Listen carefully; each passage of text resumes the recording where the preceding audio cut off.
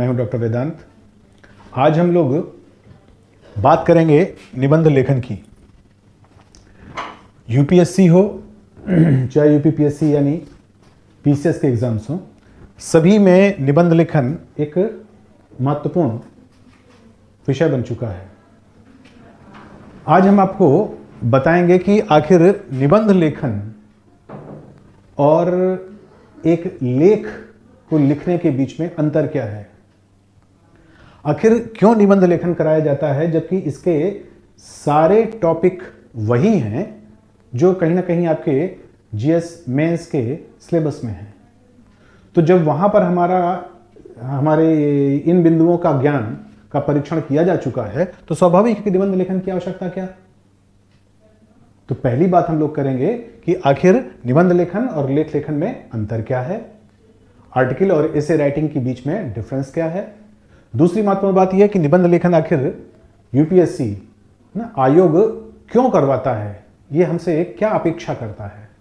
और उसके बाद हम लोग इस पर बात करेंगे कि किस तरह से हम लोग निबंध लिखें जिससे कि जो मार्क्स हैं वो बहुत डिसाइसिव हो जाएं। ठीक है, तो आइए शुरू करते हैं। सबसे पहली बात तो ये ध्यान रखना है कि ये आर्टिकल राइटिंग नहीं है बल्कि एसे राइटिंग है, निबंध लेखन है। निबंध और लेख के बीच में जो बेसिक अंतर होता है कि लेख हमेशा वस्तुनिष्ठ होता है, ऑब्जेक्टिव होता है, तथ्यात्मक होता है, पूरी तरह से कंसेप्चुअल होता है। जबकि निबंध जो है उसमें कॉन्सेप्ट या जो तथ्य हैं उनके साथ आपका जो परसेप्शन है, आपकी जो अनुभूतियां हैं, आपने जो उसको व्यवहारिक स्तर पर जो चीज महसूस की है ना, उस चीज को भी इसमें शामिल किया जाता है। यही कारण है कि सिर्फ तथ्यों का संकलन कर देने से, जो भी उधार के तथ्य हैं बाहर से हमने पढ़े हैं उनका सिर्फ संकलन कर देने से निबंध नहीं बन जाता है। इसलिए कभी आपने इस बात पर गौर किया होगा कि बहुत से बच्चे ऐसा कहते सुनाई पड़ते हैं कि देखिए इस बार हमने जो है निबंध पूरी तरह से रट के गए हैं और जा करके हम लिख के आए लेकिन हमको नंबर कम मिला। और वहीं उसी से या किसी दूसरे अभ्यर्थी से आप ये कहते सुनते होंगे कि हमारा तो कोई भी निबंध फंसा नहीं था, हाँ, हमने वहीं पे सोच सोच करके जो हमको समझ में आया वो लिखा और उसके बाद भी देखिए नंबर इतना ज़्यादा मिल गया। क्या मतलब है दोनों का, क्यों ऐसा डिफरेंस आया? ये डिफरेंस सिर्फ इसलिए आया क्योंकि जब आप रट करके उसे लिखे थे तो वो तथ्यों का संकलन मात्र था। उसमें तरह तरह के आपने आंकड़े प्रयोग कर दिए थे, तरह तरह की चीजें आपने उसमें लेकर के डाल करके सोचा कि बहुत ये रिच कर दिया हमने। लेकिन उसमें परसेप्शन, आपकी जो अनुभूति है उस विषय को लेकर के जो आपकी दृष्टि है, जो आपकी सोच है, उसका प्रतिबिंब तो कहीं था ही नहीं। तो स्वाभाविक है कि वो आप लेख लिख गए बजाय निबंध लिखने के। और यही कारण है कि जब आप वहीं पर सोच करके लिखते हैं, आपको पहले से उसके बारे में लेकर के कुछ खास रटने वाली तैयारी नहीं है। तैयारी का मतलब हमारा ये है कि आपने उसको जीएस में पढ़ा है, वो सारे टॉपिक तो स्वाभाविक है कि कहीं ना कहीं से तो वो जानकारी है, जानकारी की बात हम नहीं करते हैं। लेकिन उसकी तैयारी का मतलब ये हुआ कि जहाँ पर आपने रट करके उसको बाकायदा 500 वर्ड में, 1000 वर्ड में आपने तैयार कर रखा है, वहाँ पर आप देखिए कि मार्क्स हमेशा कम हो जाते हैं। ठीक है, क्योंकि वो लेख हो जाता है। दूसरी इंपॉर्टेंट बात आया है कि निबंध लेखन, जैसे कि आपको मालूम है कि आईएएस में 2 निबंध और पीसीएस में 3 निबंध लिखने होते हैं। ठीक है, अगर हम उनके सिलेबस पर जाएं तो सिलेबस ऑलमोस्ट सेम है। ठीक है, तो अगर उस सिलेबस को लेकर के हम थोड़ा सा गंभीरता से विचार करें तो हम देखेंगे कि जो जीएस का फर्स्ट पेपर है उससे पीसीएस का सेक्शन ए मिलता है। जैसे उसमें साहित्य और संस्कृत की बात की गई है तो जीएस के फर्स्ट पेपर में भी देखिए इंडियन कल्चर को लेकर के बातें हैं, सोशल इश्यूज है ना, कुछ जो पॉलिटिकल मुद्दे हैं, है ना। तो जो राजनीतिक क्षेत्र है, सामाजिक क्षेत्र है, साहित्य का क्षेत्र है ना, ये जो संस्कृत का क्षेत्र है, इसको लेकर के हमारा क्या बनता है, सेक्शन ए यूपीपीसीएस में। ठीक है, इसी तरह से सेक्शन बी का जो संबंध है उसमें नॉर्मली वही टॉपिक हैं जो हमको थर्ड पेपर में दिखाई पड़ता है, यानी विज्ञान से संबंधित बातें। ठीक है, साइंस एंड टेक्नोलॉजी, पर्यावरण, कृषि, व्यापार, उद्योग, है ना। तो संक्षेप में कहें तो जो पर्यावरण, टेक्नोलॉजी और इकोनॉमी, इससे जुड़े मुद्दे आपके सेक्शन बी में पूछे जाते हैं। जबकि अंतर्राष्ट्रीय संबंधी जो घटनाएं हैं, विकास की जो योजनाएं हैं, है ना, बाकी ये जो बाढ़, भूकंप, सूखा, इस तरह की जो आपदाएं हैं, इनको लेकर के सेक्शन सी में सवाल किए जाते हैं। अब गौर से देखिए तो पेपर फर्स्ट और पेपर थर्ड इनका ही सिलेबस कहीं ना कहीं से इसमें डाला गया है। अगर हम बात आईएएस की करें तो वहां पर जो 2 निबंध आते हैं उसमें से जनरली एक निबंध इस जीएस वाले टॉपिक से मिलता है, तो जो दूसरा निबंध है वो 4th पेपर से पार्ट से मिलता है, जो थोड़ा सा फिलोसॉफिकल होता है, एब्स्ट्रैक्ट किस्म का होता है ना। जैसे पर उपदेश कुशल बहुतेरे, अब लिखिए इस पर 1000-1200 वर्ड, है ना। तो अभी जैसे इसी वर्ष देखिए तो आ गया था ना कि हमको जो आत्म परीक्षा करनी है, आत्म साक्षात्कार करना है ना, उसके लिए जो साइंस एंड टेक्नोलॉजी से संबंधित चीज़ें हैं वो बहुत बाय चीज़ें बहुत मददगार हो गई हैं। तो इस तरह के सवाल आते रहते हैं। तो यहाँ पर हमारा जो फोकस है वो विशेष रूप से इस बात को लेकर के कि आखिर कमीशन इस प्रकार का निबंध लेखन क्यों करवाता है जबकि वही चीज़ तो वो सिलेबस में पूछ रहा है। तो उसका कारण ये है कि जो भी आपने जीएस में लिखा, किसी भी पेपर में लिखा, वो सब चीजें आपकी कैसी होती हैं, ऑब्जेक्टिव होती हैं। उसमें आपकी अनुभूति, आपकी दृष्टि नहीं छलकती है, उसमें जो एक सामान्य थिंकर हैं, कॉन्सेप्ट हैं, उनकी चीज होती है। एक शब्द में अगर हम कहें तो वो कॉन्सेप्ट का परीक्षण तो आपका जीएस में करते हैं, लेकिन आपके परसेप्शन का जो परीक्षण है, फिर से शब्द ध्यान रखिए, परसेप्शन, जो परसेप्शन का परीक्षण है वही निबंध लेखन करवाता है। तो दोनों बातें क्लियर हो गई कि आखिर निबंध हमसे क्यों लिखवाया जाता है ना, और लेख और निबंध में अंतर क्या है। अब हम लोग तीसरे मुद्दे पर आते हैं। वो आते हैं कि कैसे हम निबंध लेखन करें, क्योंकि बहुत सी बातें हम लोगों के दिमाग में रहती हैं कि निबंध लेखन में हमको अंडरलाइन करना है कि नहीं करना है, कोटेशन डालना है तो कितने कोटेशन डालने हैं, मुहावरे का प्रयोग करना है कि नहीं करना है, भाषा कैसी होनी चाहिए, इस तरह की तमाम जो बातें हैं उनको लेकर के कई तरह के भ्रम या कई तरह के जो विचार हैं वो आप सुनते रहते हैं या अपने आप से कोशिश करते हैं जानने की। ठीक है, उनको हम थोड़ा सा क्लियर कर दें आपको। सबसे इंपॉर्टेंट चीज तो यह है कि निबंध लेखन में जब आपको शब्द सीमा दी गई है, जैसे कि अगर हम उदाहरण लें यूपीएससी का, तो यूपीपीएससी का यानी पीसीएस का, तो वहां पर आपने देखा होगा कि 700 वर्ड में आपको 3 निबंध लिखने होते हैं, एक एक तीनों सेक्शन से। ठीक है ना। आरओ वगैरह की परीक्षाएं होती हैं, उसमें संभवतः 600 वर्ड का निबंध लिखना होता है, उनके भी सेक्शन होते हैं, उनमें भी आपको 3 निबंध लिखना होता है। तो कहने का तात्पर्य हमारा यह है कि जहां पर शब्द सीमा दी हुई है वहां पर हमेशा शब्द सीमा का पालन करें, उसका उल्लंघन बिल्कुल ना करें। कुछ वर्ड्स कम हो जाएं लेकिन बाहर ज्यादा तो बिल्कुल नहीं हो। ठीक है। नॉर्मली इसमें जो नियम काम करता है वो है कि 10% प्लस या माइनस। ठीक है, इससे ज्यादा नहीं। तो 50-60 वर्ड अगर आपके बढ़ जाते हैं या 50-60-70 शब्द कम हो जाते हैं तो दिक्कत नहीं है, लेकिन इससे ज्यादा अगर आपने बढ़ाया तो निश्चित रूप से आपके मार्क्स कट सकते हैं। ये कमीशन के मैनुअल में है।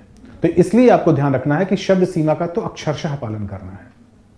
दूसरी चीज, शब्द सीमा में लेकर के कुछ अभ्यर्थियों के बीच में इस प्रकार का एक भ्रम होता है कि क्या करें, हम लिखते जाएं और बार बार हम गिनते जाएं। नहीं, इसके लिए आपको अपनी राइटिंग को स्टैंडर्डाइज करना पड़ेगा, आपको अपनी राइटिंग को मानक करना पड़ेगा, क्योंकि ये जरूरत आपकी केवल निबंध लेखन में नहीं है बल्कि आपके जीएस लेखन में भी पड़ेगी। क्योंकि जीएस लेखन में भी तो आप देखते हैं कि 150-200 वर्ड के आपको सवाल लिखने होते हैं। अगर आप बीच बीच में गिनते रहेंगे तो बहुत समय आपका इसी में चला जाएगा। ठीक है ना।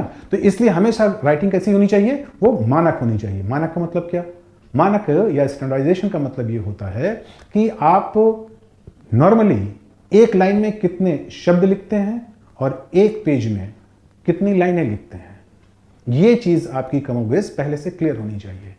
इसीलिए जो यूपीएससी के फॉर्मेट की कॉपियां आती हैं, मार्केट में मिलती हैं सादी कॉपियां, उन पर आप लिख करके प्रैक्टिस करिए तो आपके लिए बहुत ज़्यादा फायदेमंद होगा, क्योंकि उससे आपको स्टैंडर्डाइजेशन करने में बहुत ज़्यादा मदद मिलेगी।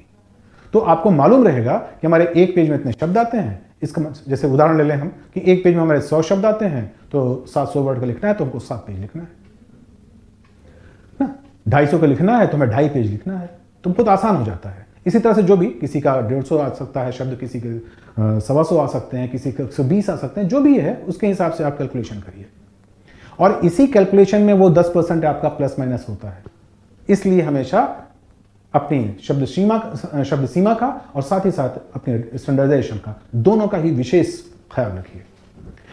अब हम आते हैं इस बात को लेकर के कि निबंध लेखन में ऐसा क्या किया जाए जिसमें कि नंबर हमें ज्यादा मिल जाए। तो स्वाभाविक है कि उसमें कुछ कोटेशन वगैरह डालने होंगे आपको, लेकिन कोशिश करिए कि 2-3 से ज्यादा कोटेशन नहीं हो, या 3 से अधिक कोटेशन नहीं हो।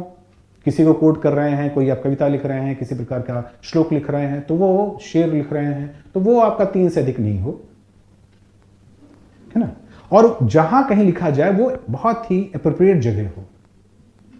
हाँ, इसको हम इस तरह से कह सकते हैं कि जैसे फिल्मों में गाने होते हैं, अगर बहुत गाने आ गए फिल्मों में तो देखिए कुछ लोग बोर होने लगते हैं उससे, ठीक है। या फिर बेवजह के गाने आ गए, अच्छी खासी फाइटिंग सीन चल रही है, उसके बाद अचानक एक रोमांटिक सॉन्ग शुरू हो गया, तो वो भी बड़ा अजीब सा लगेगा आपको।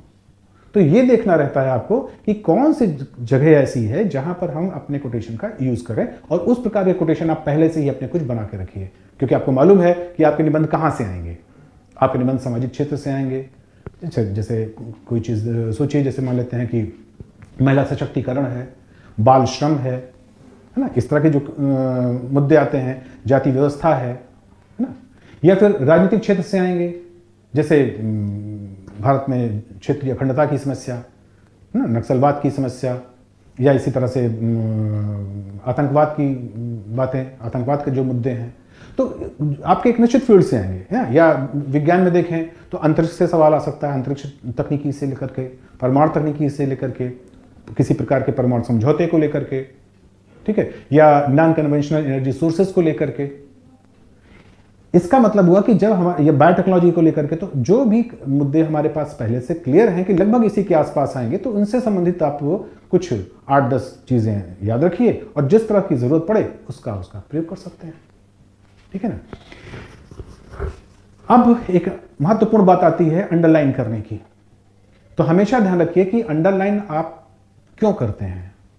अंडरलाइन आप इसलिए करते हैं क्योंकि कम से कम उस चीज को एग्जामिनर सबसे पहले देख ले, क्योंकि नॉर्मली एग्जामिनर तो पूरी चीजें पढ़ेगा ही, ये आप मान के चलिए, है ना। आप इस मुगालते में नहीं रहिए, ना इस तरह के बहकावे में आइए कि वो कुछ पढ़ेगा कुछ नहीं पढ़ेगा, ना इंट्रोडक्शन पढ़ लेगा, कंक्लूजन पढ़ लेगा, ऐसा कुछ नहीं है।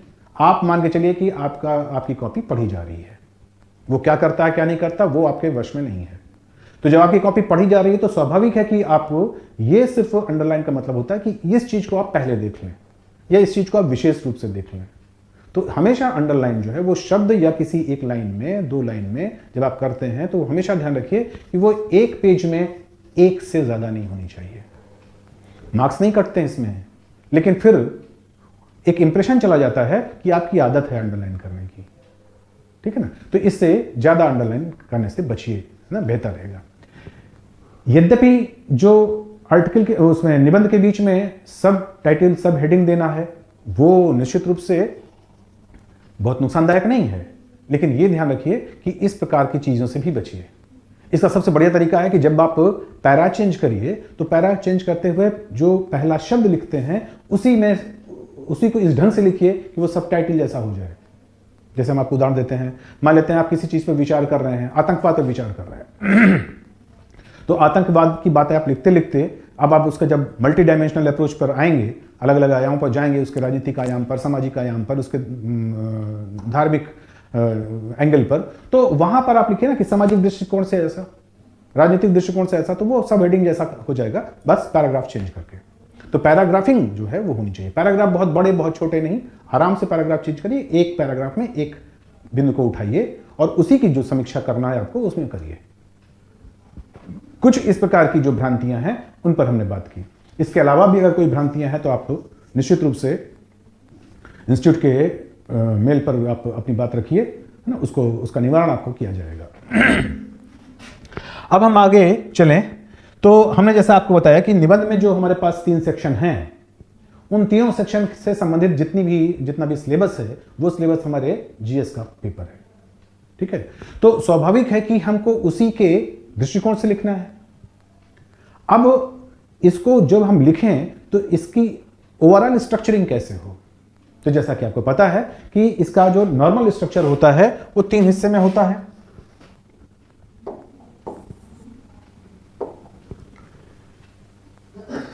एक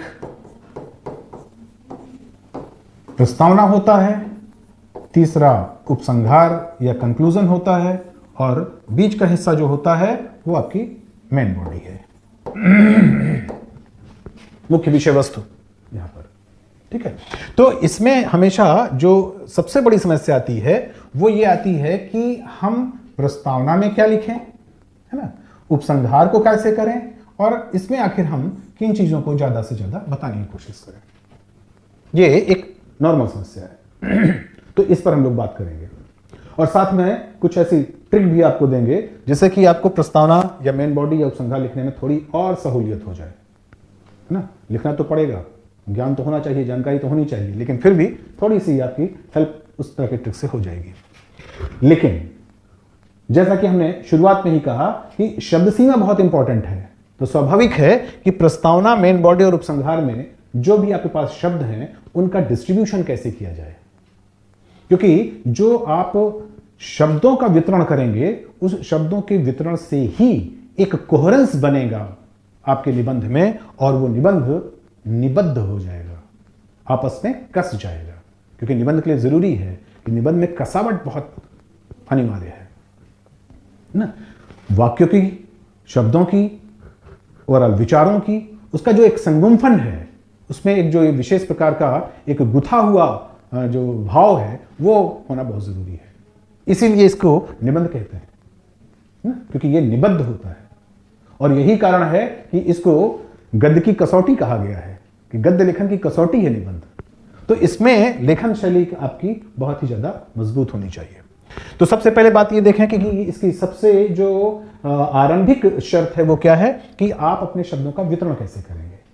तो ध्यान रखना है आपको कि जितने भी आपके पास शब्द हैं, ठीक है, उन शब्दों का ऑलमोस्ट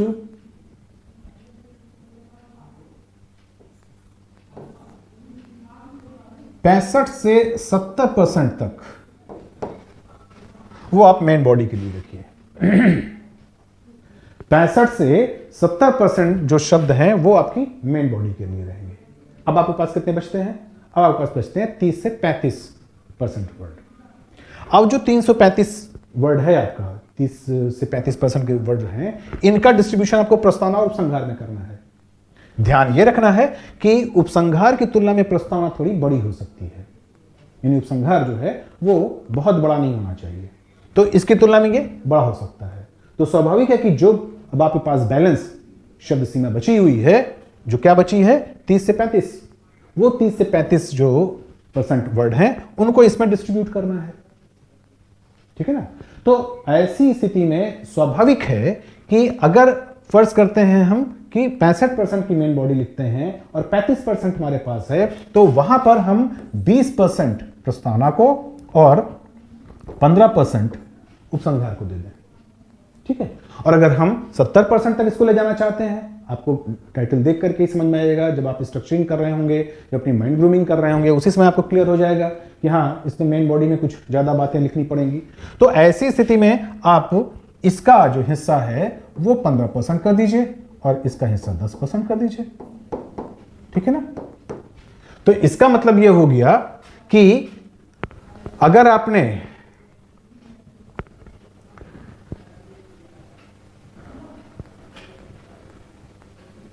इसमें जो भी परसेंटेज आपके हैं उनमें परसेंटेज आपका उपसंहार का प्रस्तावना की तुलना में हमेशा कम रहेगा।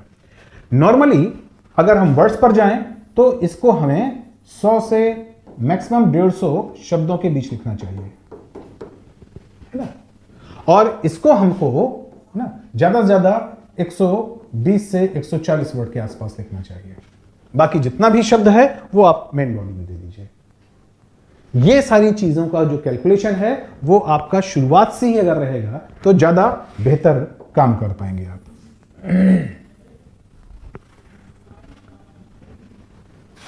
ठीक है। अब शब्दों का जब डिस्ट्रीब्यूशन हो गया तो हमारे पास मेन मुद्दा ये आता है कि हम प्रस्तावना में क्या लिखें, मेन बॉडी में क्या लिखें और उपसंहार में क्या लिखें। देखिए मेन बॉडी तो वास्तव में जो प्रस्तावना होती है ना, जो ये प्रस्तावना है, इसी प्रस्तावना का ही विस्तार है, इसमें इसी का विस्तार होगा। तो स्वाभाविक है कि आपका सारा दिमाग कहां लगना चाहिए, प्रस्तावना में, ठीक है ना। और जब प्रस्तावना आप लिख रहे हैं तो प्रस्तावना में माना जाता है कि अगर आपकी कोई ओरिजिनल थिंकिंग है तो वो प्रस्तावना में जरूर उभर के आनी चाहिए, और इसी से निबंध की मौलिकता बनती है। अब यहां पर बात आती है ओरिजिनल थिंकिंग क्या। तो ओरिजिनल थिंकिंग का मतलब यह हुआ कि जो भी आपके पास विषय है उस विषय में कुछ आपकी ऐसी सोच, एक ऐसा थीम, जिस थीम के इर्द गिर्द ही आप सारी चीजों को बुनेंगे। अगर वो चीज आपकी थोड़ी सी अतिरिक्त है तो निश्चित रूप से आप बहुत बेहतर काम करेंगे, है ना। हम आपको एक कोई उदाहरण देते हैं, जैसे फर्ज करिए कि महिला सशक्तिकरण को है, तो महिला सशक्तिकरण में समानता क्या लोग सोचते हैं, महिला सशक्तिकरण सोचते हैं कि उनकी शिक्षा को बढ़ा दिया जाए, महिला सशक्तिकरण सोचते हैं कि जो महिलाओं की निर्बलता का कारण है पितृसत्तात्मक समाज, उस पर प्रहार किया जाए, लोगों की कुछ मानसिकता उसको ठीक किया जाए। तो इस तरह की चीजों को लेकर के जब आप चलेंगे, है ना। और लेकिन कभी आप परसेप्शन में ये बात सोचिए कि अगर आपके पास पैसे आ रहे हों, अगर आपको कहीं रोजगार मिल गया हो, अगर आप शिक्षित हों, ये सारी चीजें होते हुए भी निर्णय लेने का अगर आपके पास मौका ना हो और निर्णय को लागू करने के लिए आपके पास अवसर ना हो या इसकी स्वतंत्रता ना हो, तो क्या आप अपने आप को सशक्त कह पाएंगे। तो स्वाभाविक है कि यही चीज महिलाओं के साथ भी तो हो सकती है कि उसको रोजगार भी मिला हो, वो पढ़ी लिखी भी हो, उसको अच्छी खासी सैलरी मिल रही हो या बिजनेस से अर्निंग कर रही हो, सारी बातें हो सकती हैं, लेकिन वो उस पैसे को खर्च कहां करे इसका निर्णय वो ना कर पाए, इसका निर्णय करने की उसको स्वतंत्रता ना हो। निर्णय ना कर पाने का मतलब इसकी स्वतंत्रता ना हो उसे, है ना। तमाम प्रकार के उसके ऊपर बाउंडेशन लगे रहे, तो क्या उसको सशक्त महिला कह सकते हैं, ठीक है। तो इसका मतलब हुआ कि शिक्षण, अर्जन, इसमें अगर स्वतंत्रता दी जाती है, इसके अगर अवसर दिए जाते हैं तो सशक्तिकरण होगा, या फिर सशक्तिकरण इस पर होगा कि इस प्रकार के अवसरों को, यानी निर्णय लेने की स्वतंत्रता को और उसको लागू करने की स्वतंत्रता, तो निर्णय और निर्णय को लागू करने की स्वतंत्रता वो सशक्तिकरण है। अगर निर्णय और निर्णय लेकर के उसको लागू करने की स्वतंत्रता है तो ये कहीं बेहतर सशक्तिकरण है। उसकी भागीदारी बहुत महत्वपूर्ण है, वो अपने परिवार में, अपने समाज में, अपने देश के लिए उसकी जो भूमिका है, उस भूमिका के माध्यम से तमाम प्रकार के क्षेत्रों में किस प्रकार से भागीदारी करती है। तो कोई ऐसी चीज अगर आप प्रस्तावना में डालेंगे तो वो प्रस्तावना निश्चित रूप से आपकी बहुत बेहतर हो पाएगी, ठीक है।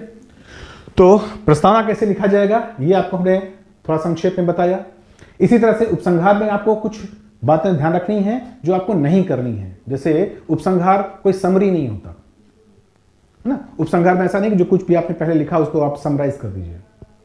उपसंहार निगेटिव नहीं होना चाहिए, उपसंहार अतिवादी नहीं होना चाहिए, है ना। उपसंहार में आप समाधान के रूप में कुछ सुझाव या आप कुछ उपाय बता सकते हैं, लेकिन कभी ऐसा नहीं हो सकता कि उस प्रकार के सुझाव या उस प्रकार के जो उपाय हैं वो बहुत ही आदर्शवादी हों, बहुत ही ज्यादा नैतिक स्तर पर जाएं, क्योंकि आपको प्रशासन में लिया जा रहा है। तो स्वाभाविक है कि ऐसी बातें करिए जो कानून के दायरे में हो, जो कानून के माध्यम से इंप्लीमेंट करवाया जा सके, जो संविधान के दायरे में हो ना। उस प्रकार के सुझाव और उस प्रकार के जो उपाय हैं अगर वो आप बताएंगे तो कहीं बेहतर उपसंहार हो पाएगा आपका, ठीक है दोस्तों। तो फिर आज हम लोग इतना ही करते हैं। कल हम आपको इसकी कुछ ऐसी टिप बताएंगे जिसके माध्यम से आपको निबंध लिखना और सहज हो जाएगा। Thank you.